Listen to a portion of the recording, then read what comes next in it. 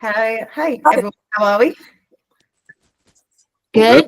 Very good. Well done. Fantastic. Okay, so this week we are talking about athlete communication, so sort of setting parameters around athlete communication and the way that we communicate with our athletes. So who wants to jump in first? So, are you going to go, Lucy? I'd just like to start by... Oh, sorry. Go on. Lucy, you go. Oh, okay, sorry. I just wanted to start by asking quite a broad question as to kind of what we actually should be communicating with our athletes about. Because I get asked quite a lot of questions. Often it kind of gets derailed into a non-kind of powerlifting topic. So what should we actually be talking to our clients about? Do you want to give an example of what you've been asked and we will then discuss? Yeah, so obviously like the usual stuff that you would expect. So like RP checks, sometimes like nutrition based. I know we've like done a call about like you've got to be careful about where you kind of go down that route, but then when it goes down into like a deeper route of like you're getting approached as to they're asking you whether they should be changing their technique, and it's not something that like you have kind of like introduced to them. It's kind of they're coming like, oh, so why am I doing this? Should I be doing this instead? Anyone? Was that unclear? Do you mean sort of something they bring something new to you, something that you've not introduced to them, something you've not given them as a coach, something completely external, how to approach? Yeah. Anyone? Okay. Well, Before we carry on, can we on, fix go the on. echo from Lucy? if no one else is, well, if you've set a parameter, if you've set any form of programming, if you've set any form of technique work, there must be a reason behind as to why you've done each individual thing.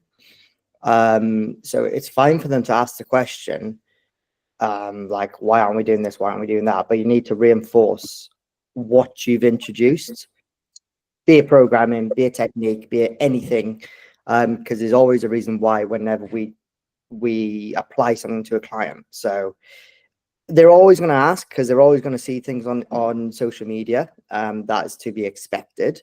That's actually quite normal. Your response must be a case of, we're doing X, Y, and Z because of X, Y, and Z. We could perhaps look at this another time. But if you've got focus points right now, you just direct the conversation that way. Comes up quite often, but again, if you have the why, then it's an easy enough question to answer. I think, yeah, that's like Ryan said, that's absolutely perfect. Like we explain why we've put in place what we've put in place. And if we then understand why, so if someone was just like, why do I have a soft touch bench? Like I see people sinking their bench. Why can't I sink my bench? You may want to explain why people do that, but why we haven't used that, for example. So it would be good to offer that solution as to why that is used, but why we're not using that. Yeah.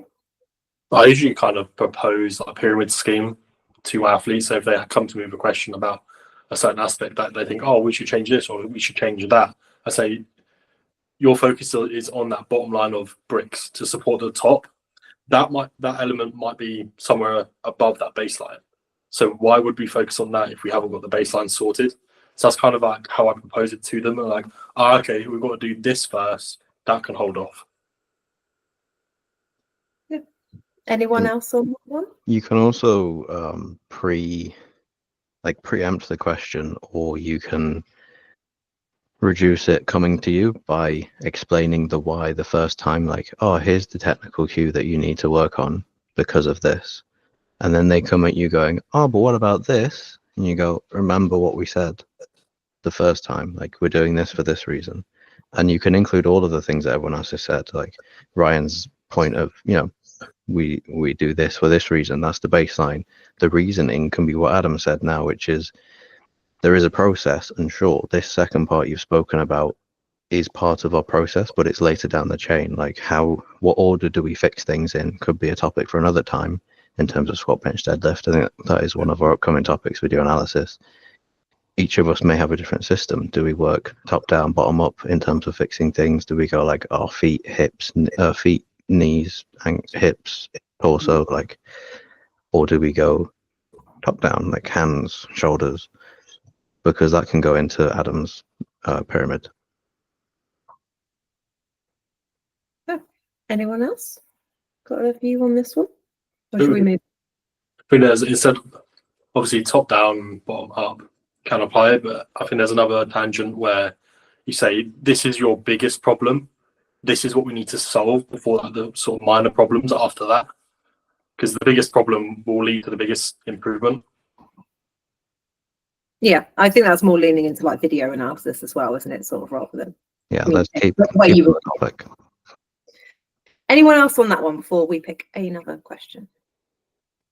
I'm going to take that as a no. Who's got the next question?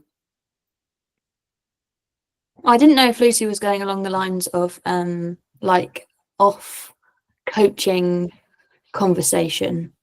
I don't know if I interpreted Lucy's question differently, but basically if they start asking you things that are not training related, how do people approach or maybe try and minimize like crossing the line there between coach and friend? I mean, I'm quite friendly with some of my athletes, and we do speak about non-training things, but other people might be a bit differently. Like, where do other people sort of cross the line if the conversation starts going into that realm a bit more? I also interpreted it a bit to be like, if someone starts talking to me, say about mental health stuff like that, I'm just like, how qualified am I and prepared am I to deal with this? Into what depth? So does anyone want to jump in there? Well, I'm absolutely not going to talk about mental health because I'm not qualified. But yeah, the initial question from Lucy, I think we've all agreed, sounded like that. And then the example you gave sounding completely different, which isn't a problem. Like, we've had a good discussion on all, but it probably relates to a lot of the subjects we've spoken about before, which is how qualified are you? How comfortable are you talking about it? You also need to be comfortable not talking about it at the same time and seeing, is it relevant? So there could be lifestyle things where they talk about major stressors in their life right now. They might not be asking you to fix it, which is what we all think about, don't we? We're like, they've come at me with an issue. We need to fix this, change their training, change their technique. Sometimes they're just letting you know, by the way, I've been kicked out of my house. By the way, I lost my job. We're not going to fix those things, but we can maybe take it into consideration when programming. So like, acknowledge it is what I would do. Like, acknowledge it, try and be sympathetic about it, and then keep it within our scope of like, okay, appreciate you letting me know. I can't fix this. I'm sure you understand, but we can keep an eye on your training. Maybe there'll be an expected dip in performance because you're mad stressed about X, Y, Z. Or they won't tell you till afterwards, and you go, this is why you can't handle any volume at the moment. Anyone else? Yeah, I absolutely agree. And I think I look at it in the scope of like, what advice should I be giving out? Like, if we look at it in terms of maybe legality, like, am I going to get in trouble for doing that? If so, probably shouldn't do it. Like, giving out mental health advice, any kind of medical advice, is just no. The first thing I'm going to do is offer a suggestion of who to talk to.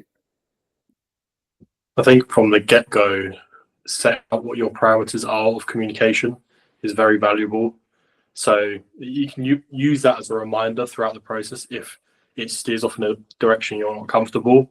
But for example, these are my working hours, or these are the topics I'm happy to discuss.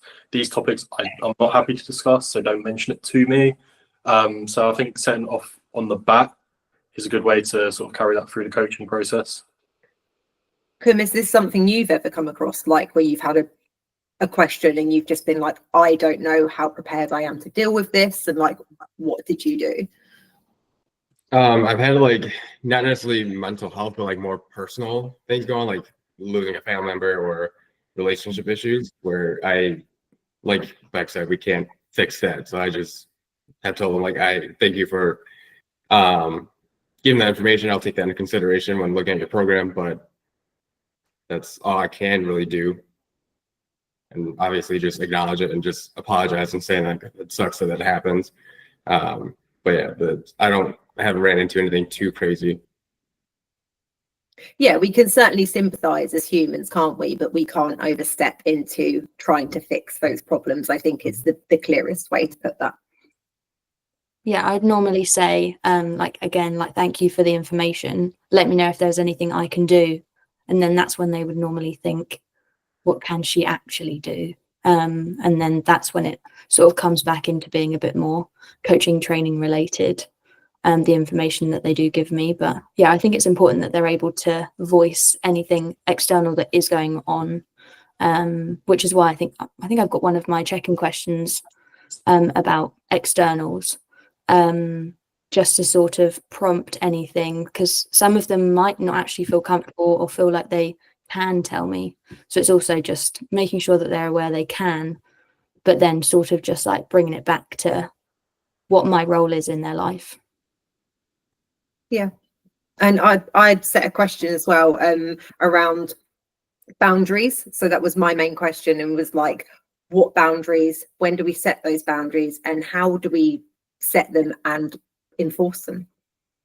So like at what point, I think like from the beginning, explaining our role and saying what our service actually, so it's a very comprehensive service, however, it doesn't cover managing life issues and stuff like that. And it's hard not to become wrapped up in that, I think, like, especially when Alice, like you said, you become quite friendly with your athletes and you do really want to help, but it complicates your role and stuff as well, and you don't want to sort of blur the lines along that. And also it can become added stress for you as well, because you feel bad for those people, and it's, you know, you don't want to take that on as well.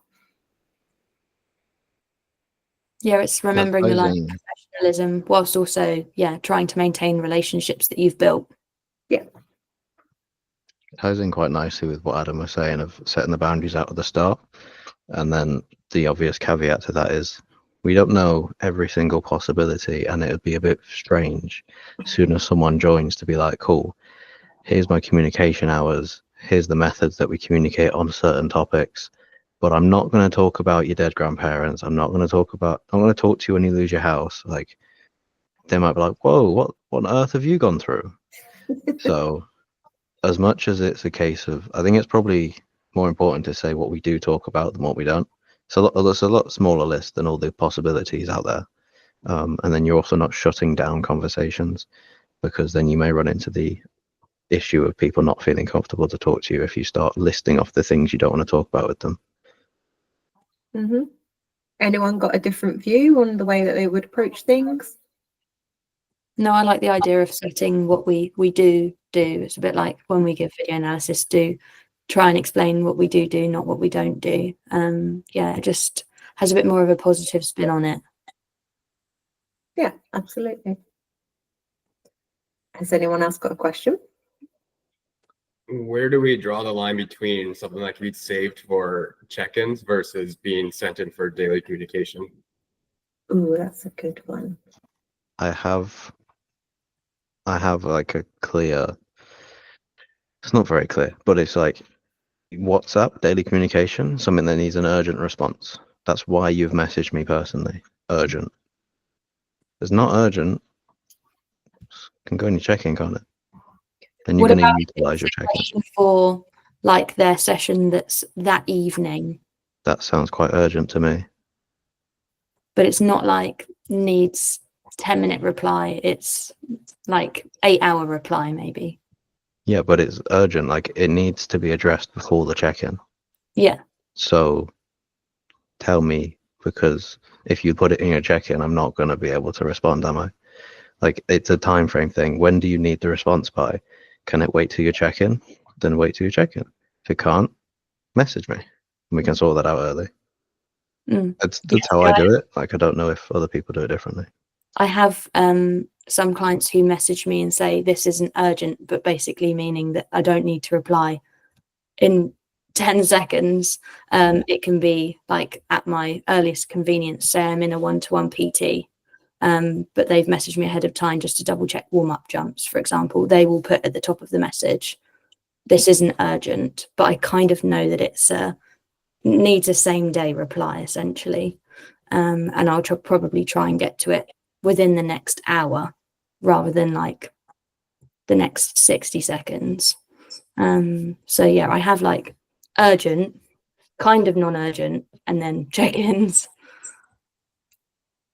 Yeah, I think same. But also when someone says this isn't urgent, my brain immediately wants to deal with that task. I'm just like, I need to look at that message. Does anyone else feel like that? They're just like, I feel like I need to problem solve right now. Yeah, me too.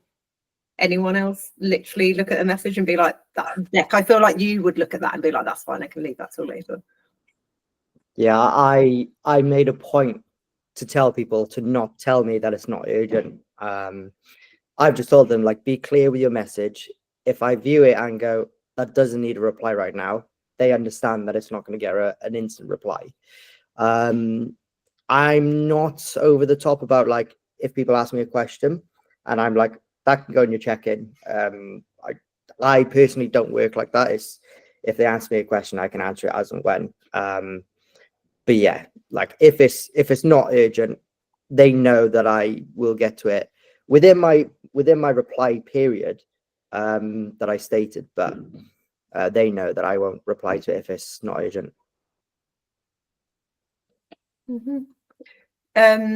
Anyone else on that one, or should we choose a new topic? I think we spoke a lot about check-ins, so maybe we can cover briefly what is in a check-in, what is a check-in, and how we go about that. Do you want to start, Adam? That was a question to everyone. Do we all do check-in responses the same? Do we all voice note? You do quite an in detail voice note, don't you, replying to your check-in process? Yeah, I would say they can be anywhere between 2 and 7 minutes, depending on how detailed they gave me, and sometimes how rambly I end up being too. They know it depends on what day they get me on. Sometimes I am just a little bit more rambly, but then that comes with sometimes what they've put in there, me being a bit more chatty about it, hence the probably closer relationship than just coach athlete. Yeah. Lucy, how do you do your check-ins? So I get emails, or some of my guys will send me like a really long WhatsApp if they would prefer to not email it. This is something that I want to change the way that I'm doing my check-ins at the moment. Sometimes I actually don't get check-ins and I have to chase people for them. So one of my questions, which we can kind of come back to, would be, how do we approach people that aren't checking in? Because I think it's such a useful tool as a coach and as an athlete to do a check-in and to receive one. So how, apart from like chasing people up, because if you're not doing it, then should I be chasing you? Because it's like something that you're missing out on. But personally, like, yeah, every check-in that I get, I will always voice note, and I'm a little bit more like Alice in that mine can go on for like 2 to 5 minutes, depending on who I'm messaging. Because sometimes I'm in a situation where I can't actually voice note, but then you'll just get a really long paragraph, and I know that no one really wants to read a massively long paragraph. So yeah, I voice note, but they're quite rambly as well, depending on how long a check-in is that I receive. Who doesn't voice note? Who literally writes out their responses to their check-ins? I will sometimes write out. If I know that the person, and I know that they'll skip out on some things, if I was to send a voice note, I'll text. Because a little bit opposite to you, Lucy, I do find some people don't like voice notes. Some people just don't like it, so I'll text. It'll take a little bit more time, but it's one of those things, isn't it? So at minimum, everyone gets either a text or a voice note response. And then depending on where they are in their block, if they come to the end of a block, they'll get a video review if we make any appropriate changes to their block, or their next block, I should say. Or if it's a cycle review or something like that, so they get a Loom video. Or if they're on the, because I got different types of tiers, so if they're on the top tier, then they'll get a Loom video every week. All the adjustments that I make, so the they can visually see it, and anything else that we've spoken about in the week. Is everyone all right if I go back to Lucy's other question, because it was a really good one about the not checking in? Yeah. It was a really good check-in. I just wanted to point out, like, might as well just finish off the previous question in terms of my check-in process. Like, changed about 3 times now. Like, I used to receive emails and send an email as a response. Then as I got more athletes, that took, as we know, it takes time. So then I started moving into voice notes, and then people maybe wouldn't listen to them, or it could get buried with other communications that I have with them through WhatsApp. So then now it's all Loom videos, and it's really interesting to hear the 2 girls say, like, 2 to 7 minutes is really long. Mine are like 10 to 15 minutes with the Loom video, because we get to go through, as Ryan does, like displaying the programming changes. Going through their nutrition actually takes a bit of time as well, and then also going through each question. And with the Loom video as well, like, I can draw on the screen if I'm trying to explain something to their question.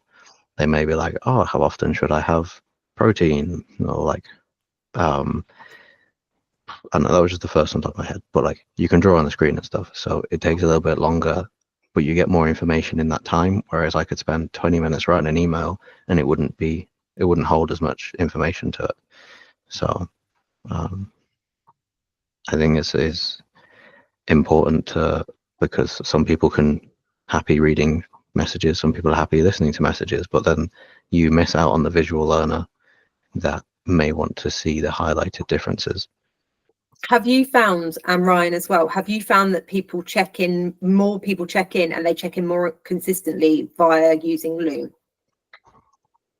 Like, does it encourage more people to check in because they feel like they're getting a better response?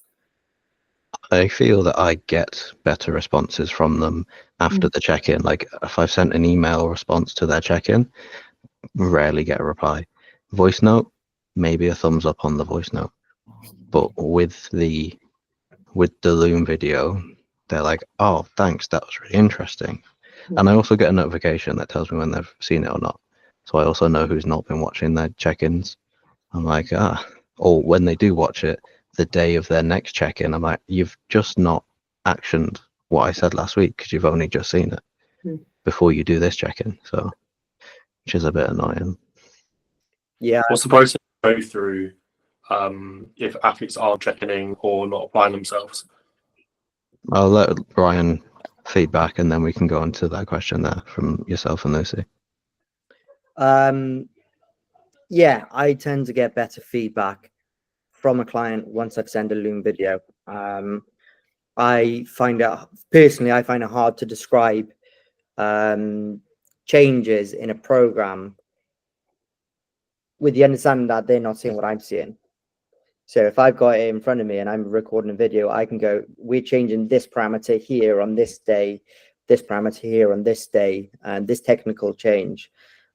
I just find that slight bit of investment in time paid back in dividends from the understanding of the athlete, and they just execute a hell of a lot better. Voice notes work, but I tend to find that there is a better response from Loom responses. Cool.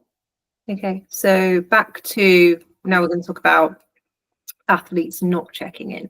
So what is the approach here? We've got someone who is not checking in and then typically saying, oh, I'm not making progress, or I don't feel like, things are going in the right direction. Like, what do you do to encourage them to check in first of all, but also how do you handle communication by saying it's because you're not checking in? Sometimes I'll message them directly and just say, hey, how's it going? And then, if it becomes like a couple of weeks in a row, it could be helpful to just send them, like I do a Google form, so I could just send them the link directly to the form. Because sometimes, most of the time, it's just them forgetting. I think it's quite important to outline that as part of the expectation of what it is to be an athlete with me. If they're not upholding sort of that aspect of what their coaching experience is, personally, I don't want to coach them. but along that, it's not going to go from me dropping them instantly. It's a case of outlining the importance of the check-in, how that can help their development. And also give them a couple of chances, say like, you miss your check-in, let's make sure we get it in on time next week, so that you can stay part of the process and be like present in it. Yeah. Kim, how is your check-in? Like, how are your athletes at checking in? But you may have athletes that all check in. Like, if you do, how? Well, I was just gonna say it's similar to like getting an athlete to fill out the program. It's reminding them just to either check in or fill in the program. And usually that works for quite some time. But like Alice said, a lot of the times they just tend to forget. Especially where it is laid out in my document, it's all the way in the back in terms of where it's laid out. So people just tend to not see it there. Mm-hmm. So just I remind them to put or get them to put a reminder in their calendar. Like I have an alarm in my calendar on my phone to remind them to do it. But as Adam said, just like outlining it when they first start as an expectation of, you get this, but you need to do this. So yeah, just making it really clear when they first start, like the expectations on both parts. I think also explaining how it limits us to do our job. Like if we get as much data from you as possible, we can make the most accurate decisions. If you just fill in your program, okay, I can roughly see what your response is and what's going on. And then I start seeing a downward trend and I'm not sure why, because we haven't done any drastic changes. Why has this suddenly stopped working? It could be a different factor that's not training related, which you can then highlight in your check-in. We can then change. But if you never checked in, you never tell us what's going on, like we don't know that. So it only help us help them better. Would be like an explanation of the importance of a check-in. And then when people aren't checking in and when people aren't engaging with the check-in process, it could be worth, if it's one person, definitely worth an individual chat. If it's multiple people consistently, there's likely an issue with the process itself. Like, why are many people not doing it? I definitely say I've got more adherence to doing check-ins with the form and with the Loom video than I used to with an email. Like Coleman says, it's at the back of the document. It's the last thing on the thing. They have to go find it. They used to have to copy the questions and put it in their email, and they had to answer all the questions by typing it out. People were saying, oh, it's too long, it's boring, some of the questions aren't relevant. Okay, changing the questions, then I changed the format, then I changed the delivery for their response. Like, there's many factors. It's not always the athlete's fault. Along the same lines as well, when we're looking at stuff like video analysis, we know that's also really important. Beck, you've mentioned this a few times and just said, why are we not just using analysis? Why are we not looking at, what we've got right in front of us? People that, again, are not utilizing the video analysis aspect of their coaching, what kind of process do people take there? Like, how often are we encouraging them to submit the video analysis? I know we usually say, oh, when you feel like you've got the cue or you've understand the focus point, but does anyone actually give like actual parameters for that? So say like 2 to 4 weeks, for example, like, and are we constantly asking people to submit for video analysis? Because I'll look down a program and I'll see something that I know I haven't seen for a while, and it's usually an accessory, and I'll just be like, can you send me this, please? And I will put it in their program, video, please.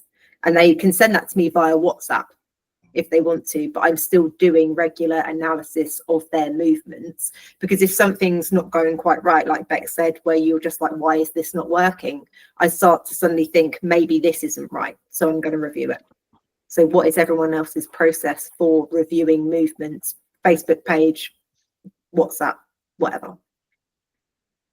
Well, it's one of my checking questions where they say they're either working on their current feedback or they need to post.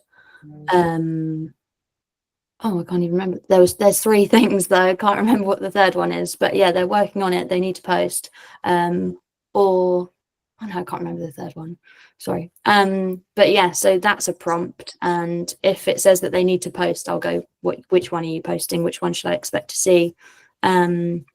But yes, I also use the notes section in their program to just say, like, can you post this or can you send it to me, either on WhatsApp or on Facebook.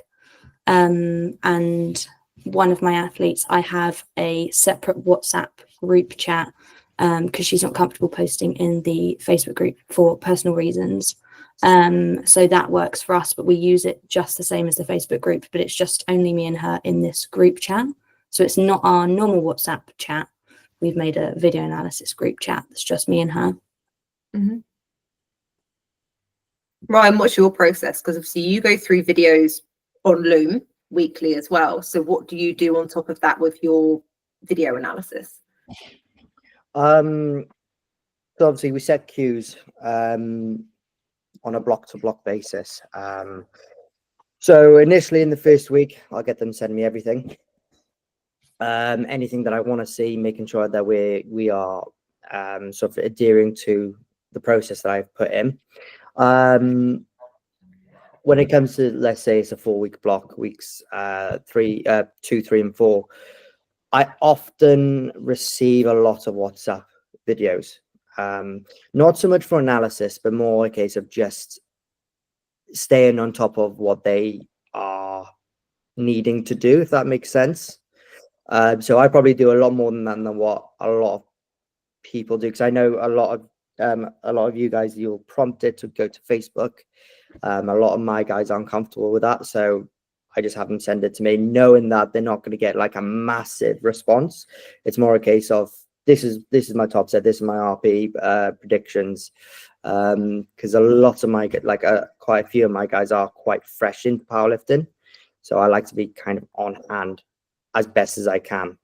And again, depending on what tier of coaching that they have with me. If they're on the top tier, then they can send me videos whenever. If they're on the middle tier, they have 2 opportunities to send me videos. And then if they're on the sort of bottom tier, they send me videos 1 time a week. Do they send you loads of videos, but 1 time a week? No. No, so it's limited. And it's often limited to what I prompt them to send me. And this is one way that I know that they've actually listened or watched the check-in properly, is I will ask for specific lifts at specific angles for the upcoming week of training, because I want to be thorough with what I've given them and what I'm looking for. Nice. Anyone else got a different process? I'd say the only way mine differs is, again, the response. Like, I've moved towards Loom for it, again, based on communication reasons. Like, a lot of the limitations of the Facebook, I'm fucking like 40, or WhatsApp is, I want to separate where you get certain information so they know where to look every time.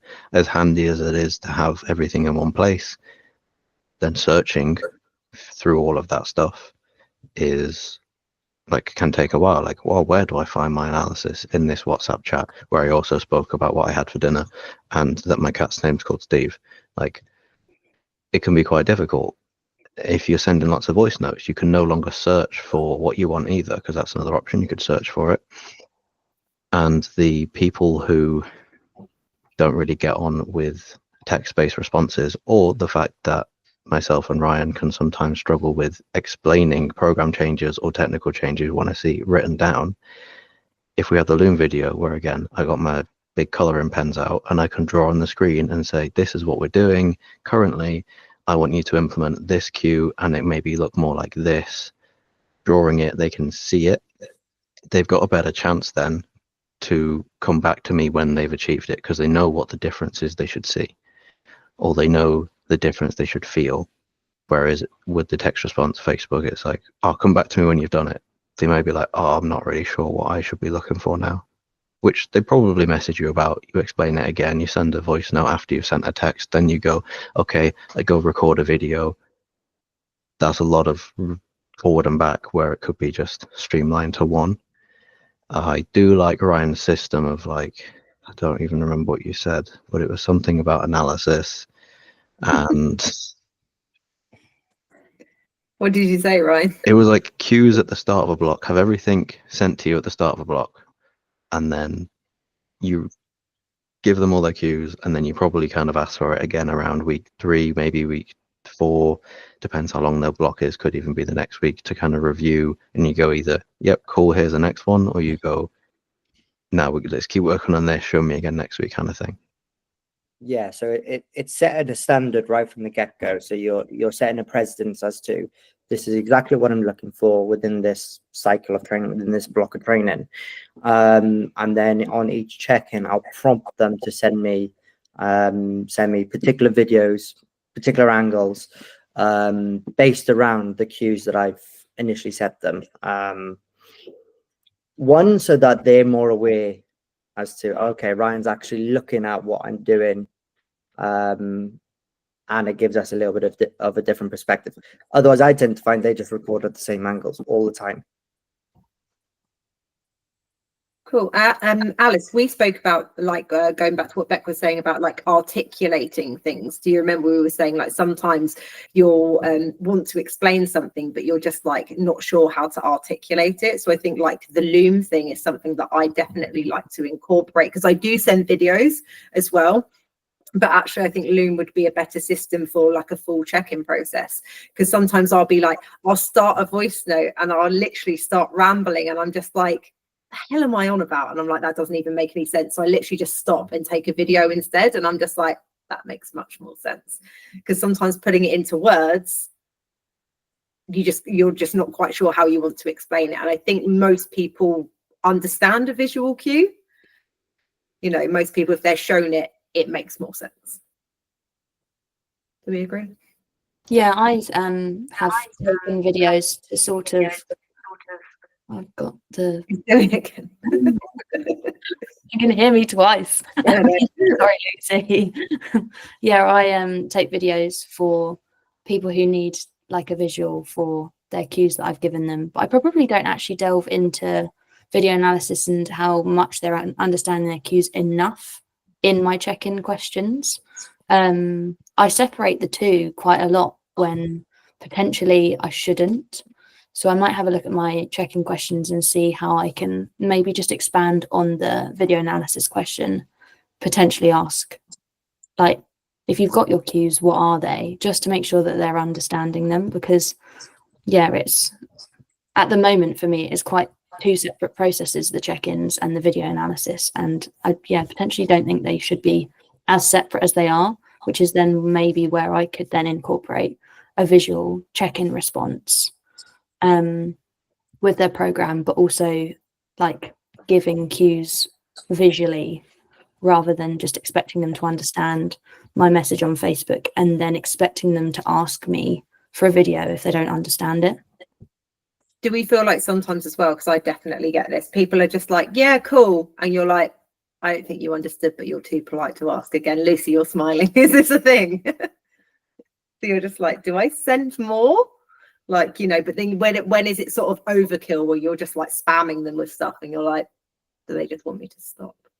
And then it might take too long. And as Beck said, the back and forth, when potentially it shouldn't be that complicated, it ends up being maybe a few weeks for them to actually understand their cue because they haven't been given it in the most clearest of ways on the get-go. Mm-hmm. Anyone else on analysis? Anyone else got any more questions? I had one more that I put on the sheet, and I think it's a bit of a buzzword, but it's the term uncoachable, and I'm sure we've all come across that term before. However you feel about, you know, people being uncoachable, or whether you feel like no one's actually uncoachable, but like when it comes to communication with someone, where do you draw the line with someone where you think actually this is not the right client for me?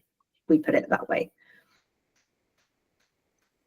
I don't know how relevant to the topic it is, because it sounds like you're saying, when do we determine we don't like someone enough? Not like that. I mean, like, you've taken someone on for coaching and you're finding it really hard to communicate with them. Like, how do you go about sort of saying to someone, you know, what is the approach you take there?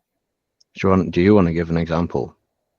as you made Lucy give an example before. Yeah, so say someone who's very resistant to all of your feedback, for example. So everything you give them, they kind of push back on that. Is that, do you carry on? Like, do you take a certain approach, or do you think actually maybe they'd be better working with someone else?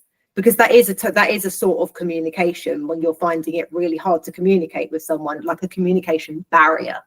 Has anyone hit a barrier with someone where they think, is this the right person for me?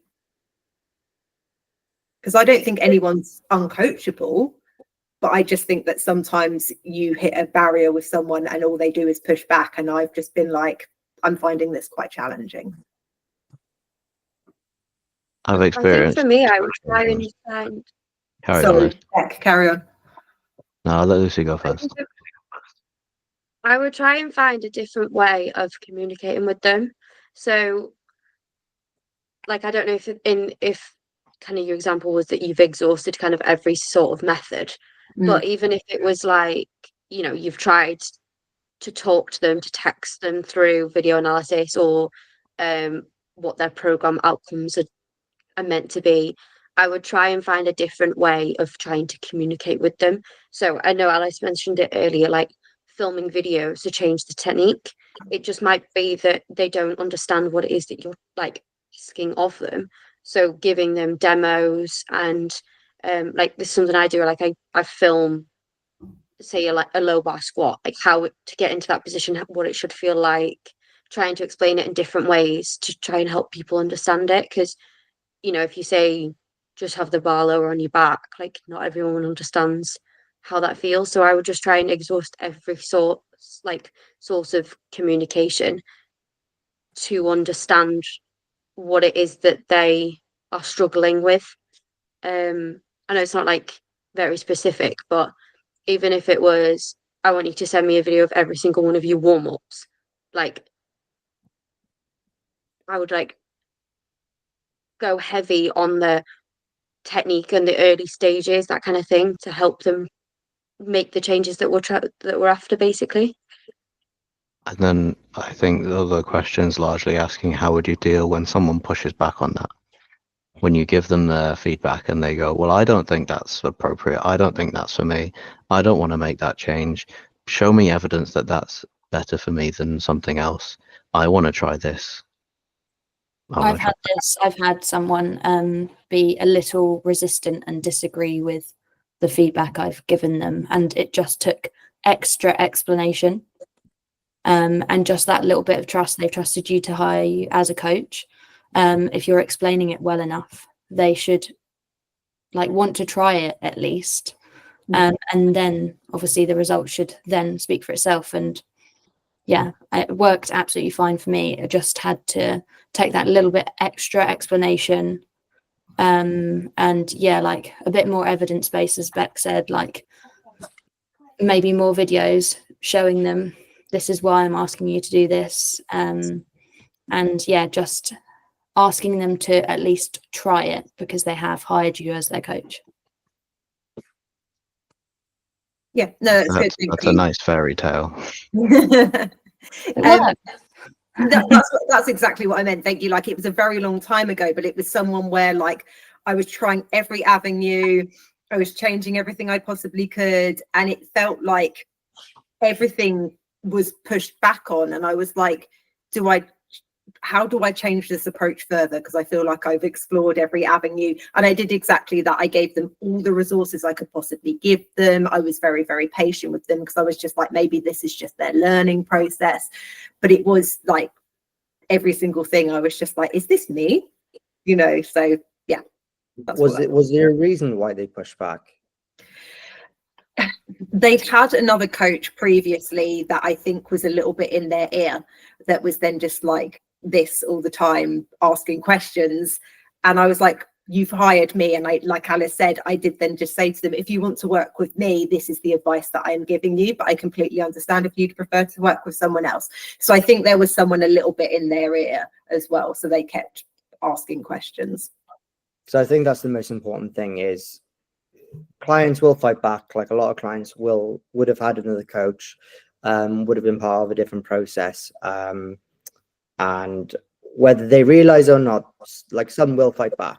but it's understanding their why. Like, why are you pushing back? What's your reason for pushing back? So instead of being dismissive of it and just thinking, right, my way's the right way, it's almost a case of you have to understand where they're coming from to then formulate an answer as to why you've given your feedback.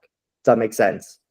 So I get it. Like, I've had it a few times where people have gone, oh, but I've done this before. And I'm like, yeah, but look where you are now because we've changed X, Y, and Z.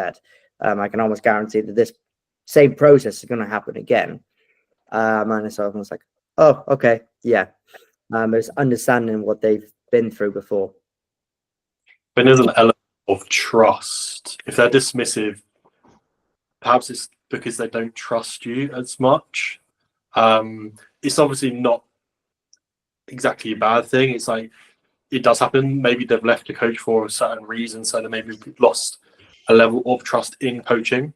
So I think the biggest thing is let the results speak for itself. So nurture that communication relationship with the athlete, and once the results start to come, then hopefully that trust in you would obviously build up. So I think resistance is kind of linked to the trust factor.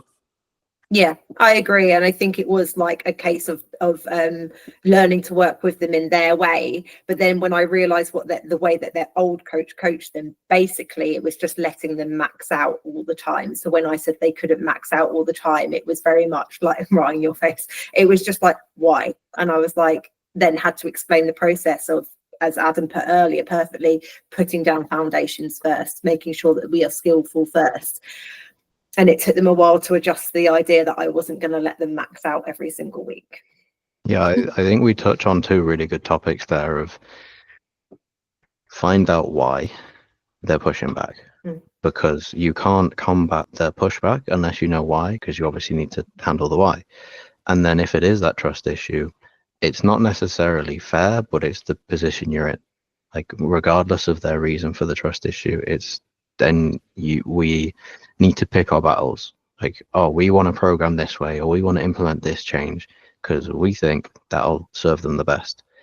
But we can't do that right now. So let's take a step back, fix the trust issue, then we can implement the change, and just unfortunately delay their progress slightly, potentially in the short term for a long-term result. Because if we never address the why, the potential trust issue, you're never going to have the changes implemented that you're asking for. So then the progress that you know they can have just won't occur. I've had this myself like a few times, but been unable to find the why on every occasion. Found it once, realized that it was just a case of this athlete wasn't in a headspace to coach. They had or be coached. There was too many external factors at play, and this really wasn't their priority. And then there was another occasion where it just didn't work out, so they had to leave. And that touches on like something really important as well, that when there is a trust issue, it's not always personal and it's not always something you can fix, which is why, sort of long-winded way of saying, when is it you sort of, you know, decide or realize that actually maybe it's not going to work through no fault of anyone's, and sometimes you just have to accept that. Yeah, we should be pretty comfortable to even refer athletes to other coaches to some point, like have another coach in your pocket, not in that way, but have like other coaches that you look up to and trust, and just be like, right, this isn't working between us. There could be personal reasons for it. If you still want to have a coach and experience good progress, like, I'd recommend going over here. They do things slightly differently. You may prefer that. Yeah. Anyone else got a view on that? Because I think that's a really succinct explanation, basically being prepared to not be selfish and do what the athlete needs and pass them on if needed. I think personality type comes into that as well.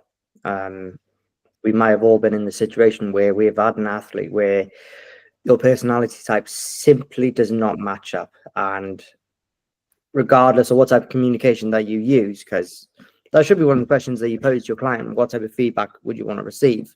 Sometimes the personality type just doesn't match. which does make things a bit awkward or a bit hard to communicate across to a client. I've had it twice.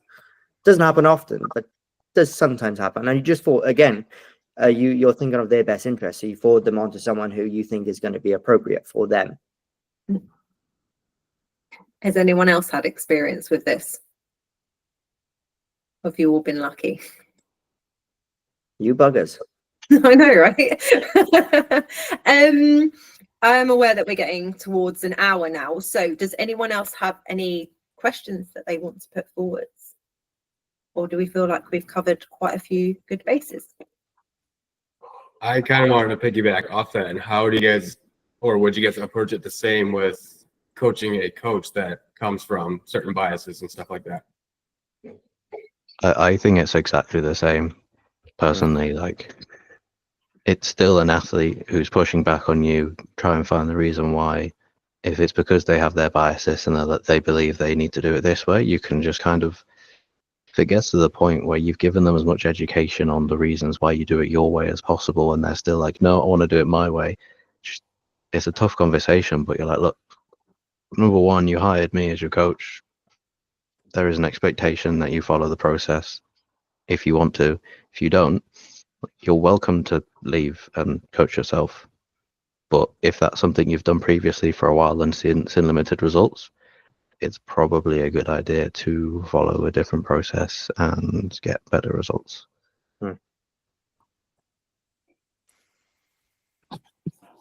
Anyone else want to jump in? We should probably leave it there, to be honest with you. I feel like it has been a good chat, but I need to figure out how to stop the recording. Go on, Alice. I'm leaving you. That was it.